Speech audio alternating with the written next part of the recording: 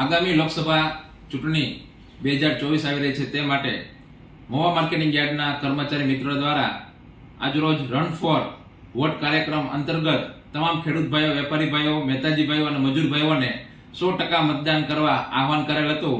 તો ચાલો સૌ પરિવાર સાથે આ લોકશાહીના મહાપર્વને ઉજવીએ અને અચૂક મતદાન આગામી 7 તારીખના મંગળવારના રોજ કરીએ. એ જ અભિલાષા સાથે જય જવાન, જય કિસાન.